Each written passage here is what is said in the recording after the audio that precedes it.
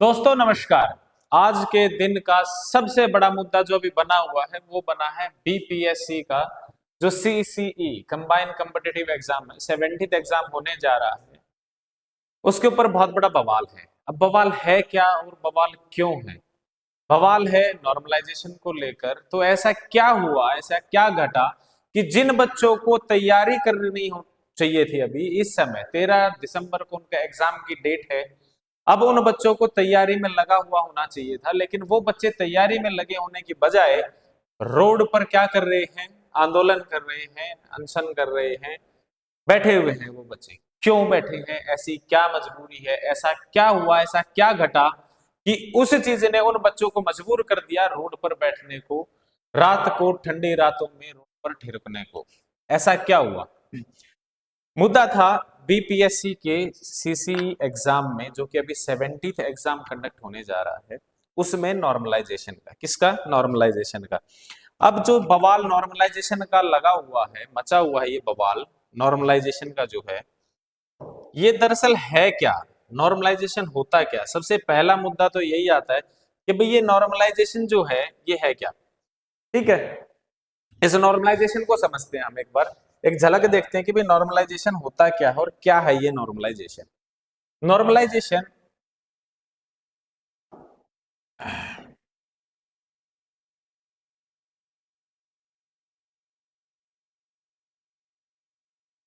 तो पहला जो पॉइंट आता है, पहला पॉइंट तो यही आता है कि जो ये नॉर्मलाइजेशन है ये कहां पर लागू हो सकता है, कहां पर लागू नहीं हो सकता। तो भाई कहां पर लागू होगा ये? ऐसा नहीं है कि भी कोई भी एग्जाम कंडक्ट कराया और उस एग्जाम में क्या किया, उठा के नॉर्मलाइजेशन लगा दिया। ऐसा नहीं होता। ऐसा कब होगा? जब क्या होगा, कोई भी एग्जाम मल्टीपल शिफ्ट्स में, इसमें मल्टीपल शिफ्ट में एग्जाम होगा, तब ही ऐसा केस हो सकता है कि उसमें क्या लगाया जा सकता है, नॉर्मलाइजेशन लगाया जा सकता है। दूसरा है कि क्यों लगाया जा जाता है ये नॉर्मलाइजेशन, वाई। दूसरा क्वेश्चन आता है कि भाई क्यों लगाया जाता है। वो इसलिए लगाया जाता है कि भाई अलग अलग शिफ्ट में जो पेपर होते हैं उनका लेवल अलग अलग होता है। हो सकता है किसी एग्जाम का लेवल थोड़ा सा डाउन हो, मॉडरेट हो, किसी लेवल का एग्जाम बहुत ही टफ हो। तो क्या होगा, जो टफ एग्जाम है उस टफ एग्जाम में बच्चों का स्कोर लो रहता है, और जो मॉडरेट एग्जाम या इजी एग्जाम होता है उसके अंदर बच्चों का स्कोर होता है वो हाई होता है। अगर ऐसा इक्वलाइज नॉर्मलाइजेशन नहीं किया जाए तो क्या होगा, जिन बच्चों का एग्जाम टफ आया था वो सारे ही बच्चे क्या होंगे, एग्जाम से बाहर हो जाएंगे। तो उस चीज को दूर करने के लिए वहां पर क्या लगाया था, नॉर्मलाइजेशन लगाया था। ठीक है, नॉर्मल नंबर करने के लिए, नॉर्मल नंबर लाने के लिए क्या किया जाता है, नॉर्मलाइजेशन। तीसरी चीज ये है कि ये किस किस एग्जाम में लगाया जा सकता है। ये बहुत बड़ा मुद्दा है कि ये किस किस एग्जाम में लगाया जा सकता है, और इसी के बेस पर ये सारा आंदोलन, बवाल और अनशन हो रहा है। ठीक है, तो भाई इसके अंदर की बात बताते हैं आपको। ठीक है, ये पॉइंट ओके है कि भाई मल्टीपल शिफ्ट होंगी, वहां पे क्या लग सकता है, नॉर्मलाइजेशन लग सकता है, क्योंकि मल्टीपल शिफ्ट में जो पेपर का लेवल होता है वो सबका अलग अलग होता है। लेकिन दूसरा है कि भाई एक एग्जाम्पल से लेते हैं, इसको एक एग्जाम्पल से लेते हैं। सपोज करते हैं दो एग्जाम से, ठीक है, ये फर्स्ट है और ये सेकंड है। भाई ये एग्जाम क्या हुआ, इजी आया, ये एग्जाम क्या हुआ, इजी आया, और ये एग्जाम क्या आया, हार्ड आया। तो यहाँ पर बच्चों के नंबर हैं वो ऑब्वियस सी बात है इजी एग्जाम में थोड़े से ऊपर आते हैं। सपोज करते हैं यहाँ बच्चे स्कोर करते हैं 90 आउट ऑफ 100, और जो हार्ड आता है उसमें सपोज करते हैं 60 टू 70 आउट ऑफ 100 स्कोर करते हैं। तो नॉर्मलाइजेशन वो प्रक्रिया है जिसके अंदर क्या किया जाता है कि इसको थोड़ा सा डिक्रीज और इसको थोड़ा सा इंक्रीज, यानी कि इनके नंबर इनके बराबर लाने की कोशिश की जाती है, और इस सारी प्रक्रिया को ही क्या कहते हैं, नॉर्मलाइजेशन कहते हैं। लेकिन जो इसके अंदर की बात है, जिसके अंदर की बात है, आज हम आपको वो बात बताने वाले हैं कि इसके अंदर क्या चलता है। भाई इस एग्जाम को इजी कौन डिक्लेयर करता है और इस एग्जाम को हार्ड कैसे डिक्लेयर किया जाता है, ये सबसे बड़ी बात है। ठीक है, हम आज आपको पूरा एक्सप्लेन करके बताएंगे कि ये है क्या दरअसल। भाई हम कह देते हैं भाई कोई एग्जाम, ये एग्जाम इजी था, ये एग्जाम हार्ड था।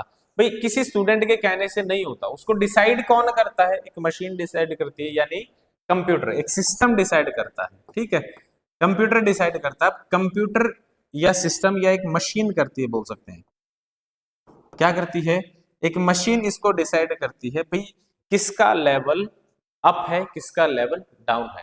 अब मशीन के नॉर्मलाइजेशन करने में या फिर बोल सकते हैं इजी या हार्ड साबित करने में या बताने में क्या प्रॉब्लम्स हैं, क्या प्रॉब्लम्स आ सकती हैं और क्या प्रॉब्लम आती है जो शायद एक एग्जाम नहीं, शायद किसी बच्चे को पता भी नहीं कि ऐसा होता है।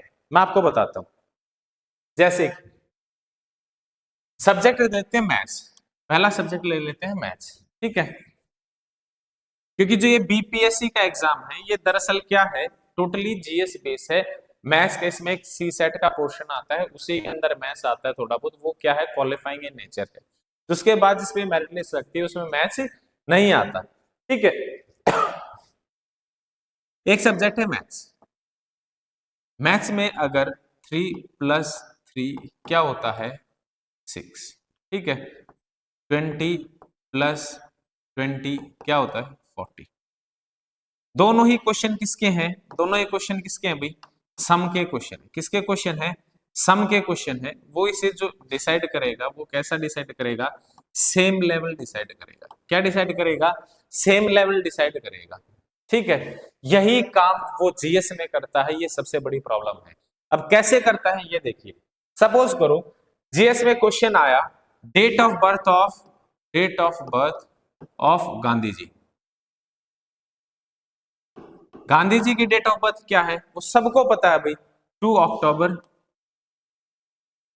1869, ठीक है। अगर दूसरे एग्जाम में यही पूछ लिया जाए कि date of birth of Putin की बताओ भाई, व्लादिमीर पुतिन की बताओ, बता देगा भी कोई, या पूछ लेगा जो बाइडेन की बताओ, डोनाल्ड ट्रंप की बताओ, डोनाल्ड ट्रंप की क्या पूछ लेगा, डेट ऑफ बर्थ पूछ लेगा।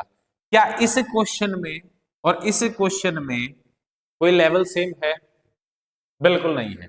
सिस्टम में यही प्रॉब्लम है कि यहाँ पर जब दोनों प्लस के क्वेश्चन दिए जाते हैं वो इसे सेम लेवल शो करता है।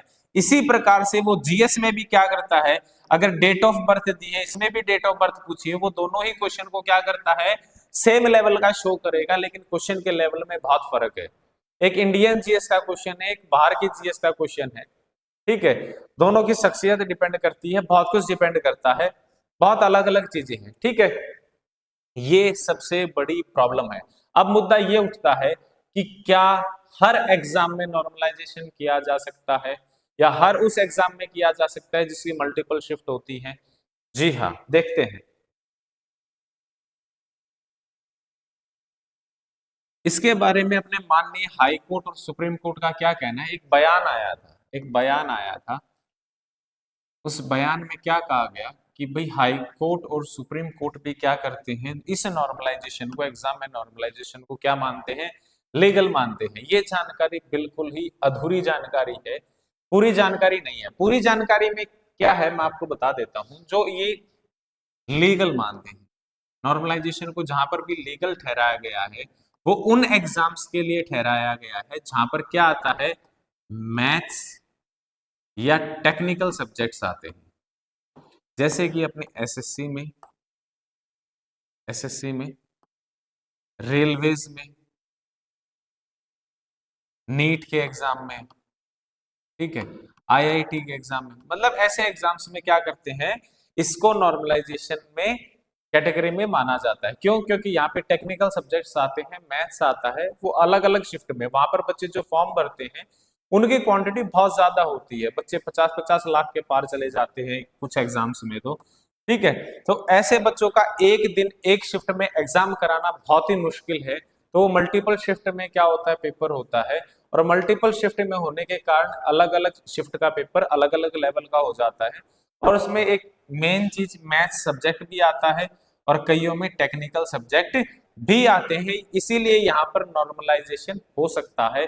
लेकिन जो बीपीएससी का एग्जाम है, हालांकि जो बीपीएससी की तरफ से ऐसा कोई नोटिफिकेशन, ऑफिशियल नोटिफिकेशन नहीं आया है कि वो नॉर्मलाइजेशन करने जा रहे हैं, सिर्फ एक आशंका जताई जा रही है। और सिर्फ एक आशंका के आधार पर, सिर्फ एक आशंका के आधार पर ये इतना बड़ा बवाल खड़ा हुआ है। अगर ये सही में होता है, अगर ये सही में होता है तो ये बिल्कुल गलत है, क्योंकि बीपीएससी का जो एग्जाम है वो टोटली जीएस बेस है, और जीएस सिर्फ जिस जिस एग्जाम में सिर्फ जीएस आती हो उस एग्जाम में नॉर्मलाइजेशन करना बहुत हद तक एक नाइंसाफी हो सकती है। ठीक है,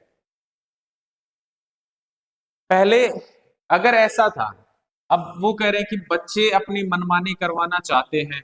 ठीक है, ऐसा नहीं है। अगर बच्चे मनमानी करवाना चाहते तो जो इनकी एग्जाम की डेट थी, एग्जाम की डेट थी वो पहले 23 ऑफ सितंबर को अनाउंस की गई कि इस तारीख को क्या होगा, आपका एग्जाम कंडक्ट कराया जाएगा। लेकिन हुआ क्या, इसके फॉर्म ऑनलाइन ही कब हुए थे, 28 सितंबर को इसके फॉर्म एप्लीकेशन ऑनलाइन होने स्टार्ट हुए थे कि भाई आप फॉर्म भर सकते हैं। इसके बाद जो इनकी एग्जाम डेट थी वो कब घोषित की गई, 4 नवंबर को घोषित की गई।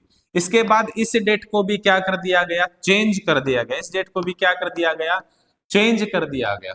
ठीक है, अब उन्होंने एक फाइनल डेट दी है दिसंबर 13। होप सो, उम्मीद करते हैं कि इस डेट पर क्या हो, ये एग्जाम कंडक्ट हो जाए। अगर बच्चे मनमानी कर रहे होते तो ये बवाल इस दिन क्यों नहीं हुआ, ये बवाल इस दिन क्यों नहीं हुआ, ये बवाल उस दिन क्यों नहीं हुआ जिस दिन बीपीएससी ने अपनी तरफ से क्या किया, पहले एक ऑप्शन को जोड़ दिया गया, ई ऑप्शन को जोड़ दिया गया। क्या कर दिया गया, ई ऑप्शन को, पहले 4 ऑप्शन आते थे, ई ऑप्शन को जोड़ दिया गया। उसके बाद अपनी मर्जी से ही ई ऑप्शन को क्या कर दिया गया, हटा दिया गया। यही काम नेगेटिव मार्किंग के साथ हुआ। पहले बीपीएससी के एग्जाम में नेगेटिव मार्किंग नहीं होती थी। ठीक है, लेकिन 69 68 एग्जाम जब हुआ उसके अंदर क्या कर दिया, पहले जो नेगेटिव मार्किंग आई वो कौन सी आई, नेगेटिव मार्किंग 1/4 यानी 0.25 मार्क्स की गई इसके अंदर। और फिर क्या हुआ, इसे बदल कर क्या कर दिया गया, इसे बदलकर 1/3 कर दिया गया। क्या कर दिया गया, 1/3 कर दिया गया। अगर बच्चे मनमानी कर रहे होते तो ये बवाल उस दिन भी हो सकता था, लेकिन ये बवाल नहीं हुआ। क्यों, क्योंकि वो चीजें जायज हैं। आपको इंटरव्यू लेना है, इंटरव्यू के पैनल में, इंटरव्यू में भी बदलाव किया गया। आप 2 पैनल 3 पैनल 5 पैनल कितने ही पैनल रखो, बच्चे देने को तैयार है। एक बच्चा जब एग्जाम क्लियर करके जाता है, उस लेवल तक पहुंचता है, वो हर फेज से गुजरने को तैयार है। ठीक है, ये चीजें, ये बाधाएं उसके लिए बाधाएं नहीं है, और ना ही ये चीज उससे बच्चे को वहां तक पहुंचने में रोक सकती हैं। लेकिन जो जीएस के पेपर में नॉर्मलाइजेशन है वो बहुत हद तक बच्चे के साथ नाइंसाफी कर सकता है। ठीक है, तो प्रशासन से गुजारिश है इस चीज के बारे में देखा जाए कि कौन सी चीजें ठीक है, प्रशासन बेहतर जानता है। हालांकि अब प्रशासन की तरफ से ऐसा कुछ भी ऑफिशियल नोटिफिकेशन नहीं आया है कि वो नॉर्मलाइजेशन करने जा रहे हैं।